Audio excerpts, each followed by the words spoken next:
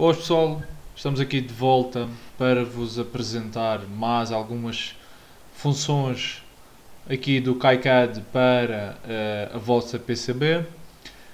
No último vídeo mostrei-vos como adicionar os planos de massa, como adicionar zonas onde não querem nada, mas certamente vocês querem definir as vossas áreas da placa. E para tal, o que é que têm de fazer? Primeiro, têm que configurar aqui Edge Cut. Edge Cut é uma camada que representa o corte da vossa placa e a partir daqui podem definir se a placa é redonda, se é quadrada, se é um hexágono, a forma que vocês quiserem. Basta ter alguma imaginação. Depois podem utilizar aqui estes três tipos de gráficos, ou seja, um círculo, linhas para polígonos e eventualmente até um arco. Neste caso eu até vou fazer uma circunferência. Como podem verificar, eu posso escolher a circunferência, ela começa do início para definir o raio. Então neste caso teria que iniciar mais ou menos aqui no meio e aumentar a minha placa até obter o meu limite da placa. Ora, depois de estar definida o nosso limite, podem tentar verificar aqui, ele já corta aqui algumas zonas do vosso copper plane, do cobre, e ao verificar no 3D já encontrarão uma circunferência e não um quadrado. Desta forma, vocês sabem que este será o limite da vossa placa. Podem definir isto do tamanho que melhor entenderem e a forma que desejarem. Claro que se fosse para preencher também estas zonas de cobre, teriam que alterar aqui as zonas de cobre para uma forma redonda. Também é possível. Depois de adicionarem o Edge Cut, podem novamente voltar aos planos de trabalho, o de baixo ou de cima, para continuarem com o vosso trabalho. Outra coisa que eu vou acrescentar aqui no vídeo é criar as vossas footprints e até adicionar algumas bibliotecas referentes aos vossos desenhos. Ainda agora estive à procura de uma biblioteca. No GitHub encontrei aqui o Barebone Cape, ou seja, é uma capa para o microcontrolador BeagleBone. Vamos tentar fazer o download dos ficheiros e adicionar as bibliotecas para que tenhamos acesso a esta capa. Vamos fazer aqui o download do zip. Eu sei que a minha pasta dos downloads aqui está. Neste caso o nome é o Barebone, aqui está. Vamos extrair os ficheiros para o nosso ambiente de trabalho, para ser mais fácil de aceder. Ora, aqui está. E vamos criar aqui ou adicionar a nossa biblioteca. E para adicionar a biblioteca é parecido à criação da biblioteca no esquemático. Vem aqui ao gestor de bibliotecas, fazem um append, ficheiros do meu computador, files on my computer. Vamos aqui ao ambiente de trabalho, que neste caso será nos users, Vitor, e desktop. Tem aqui barebone, lib, e aqui está um ficheiro .mod.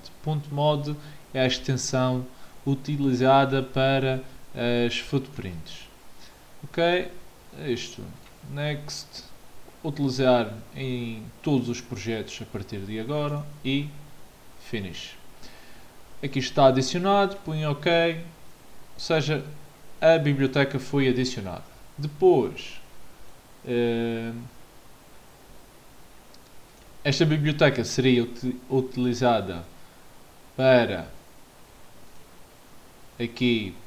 a colocação da PCB. Vamos lá ver se aparece. Vocês vão verificar que aqui na lista não aparece a biblioteca que...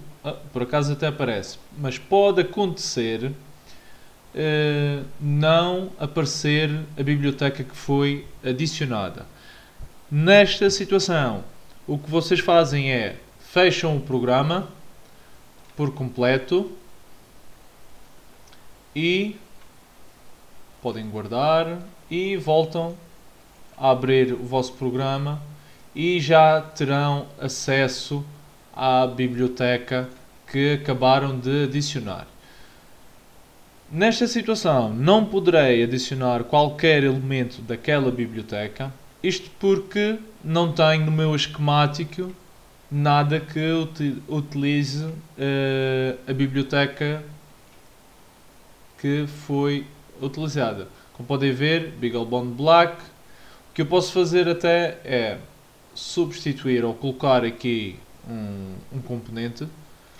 Vamos lá experimentar aqui colocar um componente, o A.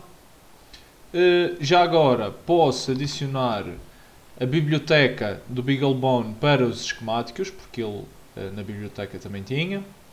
Vamos lá recordar, adicionar aqui. Fica no ambiente de trabalho, barebone cape, biblioteca e .lib. Isto é a mesma coisa que vocês... o processo é semelhante como se estivessem a criar a vossa biblioteca. Adicionam, ele a seguir adiciona aqui o caminho da biblioteca, ok, e quando colocam aqui, já aparece BeagleBoard, BeagleBone Black, existe 2 unidades, ou seja, formas de representação. Aqui está, BeagleBone Black, tem aqui os pinos quase todos, neste caso o BeagleBone tem 2 lados, o P8 e o P9, daí neste caso eles colocaram em separado, foi uma opção que eles fizeram. Neste caso vamos manter tudo desligado, nós sabemos que vai dar erro porque não está, tenho que fazer aqui anotar, ok, eventualmente vai dar erro em pinos que não estão ligados.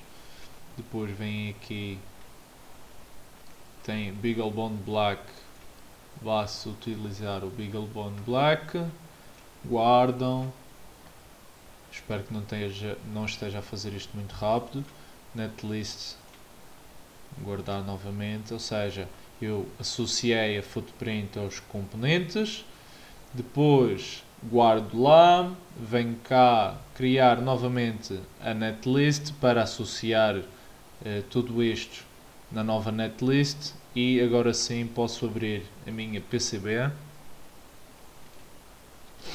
e manter, ok, e ele acabou de me adicionar o BeagleBone. Como podem ver, isto não fui eu que criei, facilmente adicionei a minha footprint, ou uma footprint nova, que podem colocar depois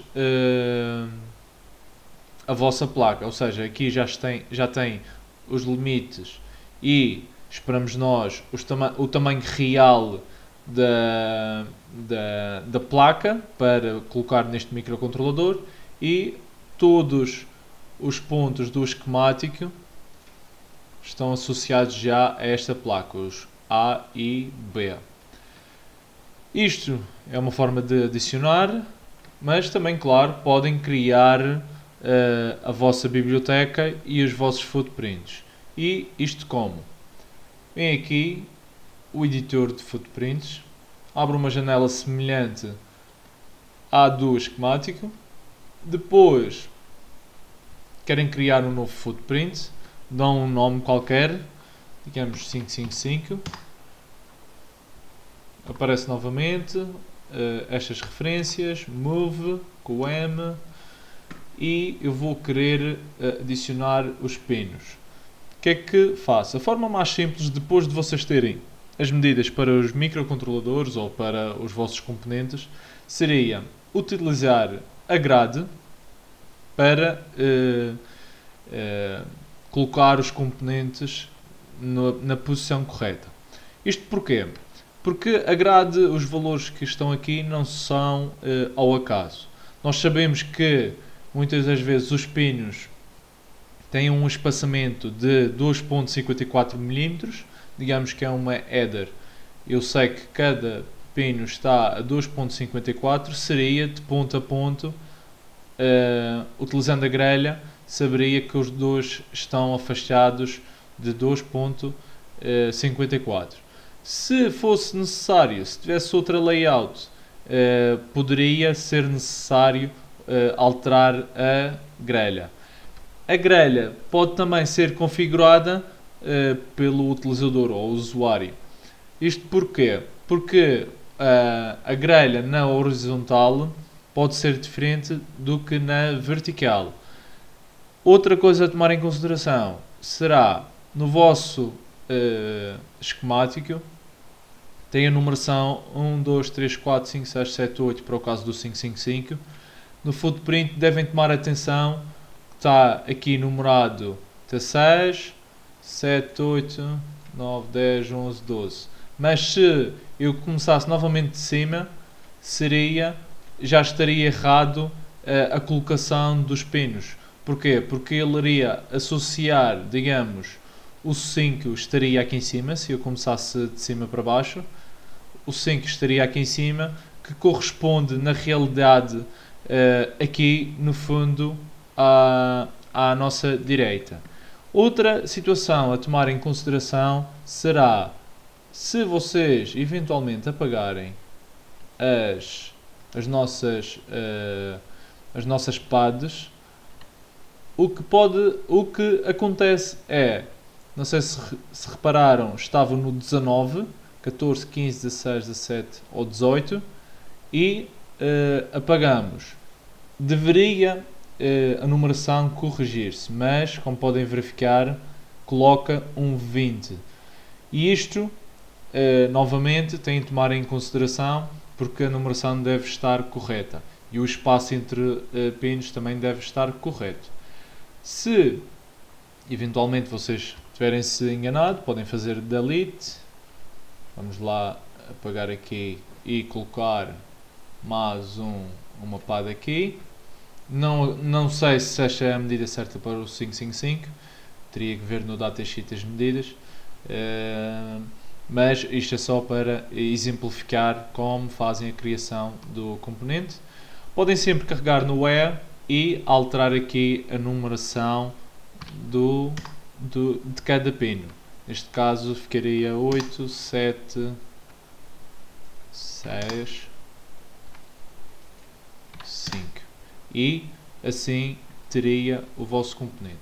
Outra coisa que podem fazer é, para representar o tamanho do componente, poderão eventualmente mudar para uma grelha mais pequena e fazer aqui um pequeno desenho que ajudará depois a ter uma percepção do tamanho real do integrado. E temos aqui o nosso 555 que não está, devo dizer, não está com as medidas corretas, foi só para exemplificar, porque até já temos estas medidas. Isto é necessário se vocês não tiverem, como foi o caso deste microcontrolador, se não encontrasse na internet, teria que fazer estas medidas todas, o espaçamento entre cada pad e o espaço entre cada conjunto. Também podem aqui configurar e devem configurar a largura do furo, também da pad do cobre que tem à volta. Podem sempre pôr oval e até podem colocar retangular a vossa pad. Geralmente os retangulares eles colocam para o pin de ground, mas não é obrigatório. Tendo aqui o desenho, vocês têm que, como no outro, associar a uma biblioteca. Mas vocês não têm biblioteca nenhuma, a menos que queiram utilizar uma que já esteja na vossa lista. O que têm que fazer é exportar, ou exportar, vou colocar no ambiente de trabalho, ele vai criar a biblioteca com a extensão mod, foi exportado. Depois tem que vir novamente aqui ao Footprint Manager e adicionar a biblioteca que acabaram de criar, ou seja, vamos lá ver se eu chego lá, Vitor, Desktop, aqui está, a que foi acabado de criar e por alguma razão não está aceitando. Vamos lá ver se conseguimos. Aqui é para adicionar a biblioteca. Vamos lá tentar adicionar. Não aparece. Peço desculpa, pessoal. O problema era o seguinte. Ao vir aqui, a organização está no 76, o último, e eu estava pensando que teriam que adicionar da mesma forma que fizeram para o outro, exportando aqui na parte de como eu vos tinha indicado. Afinal, neste caso, eu já vos vou explicar. Primeiro, já não aparece no final. Neste caso, ele organizou e colocou ao pé dos P's de forma alfabética, e podem sempre importar o que nós havíamos feito. Então é o seguinte: se vocês quiserem guardar o desenho que vocês têm ou criaram, têm que vir aqui e guardar a footprint numa nova biblioteca. Depois podem escolher onde colocar, e vou colocar aqui um nome, digamos 555.pretty, que é a extensão que eles pedem para criar a biblioteca. Estou criando a biblioteca de novo. A biblioteca foi criada. Vocês têm que vir às preferências, ao wizard, vir aqui fecheiros do meu computador, têm que saber onde é que ficou guardado, atenção. No meu caso é os documentos, vou procurar aqui pelo 555 ou dentro deste projeto. Ok, aqui está, 555.pretty, ficou dentro do meu projeto. Seguinte, ok, e para todos os projetos. A partir daqui podem ativar a